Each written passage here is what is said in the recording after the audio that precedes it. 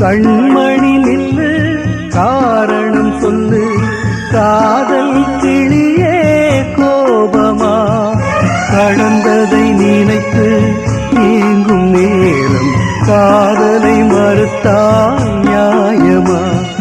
கண்களில் வளர்ந்த காதலை நீயும் கலைத்திட நினைத்தால் மாறுமா? கண்மணி நின்று காரணம்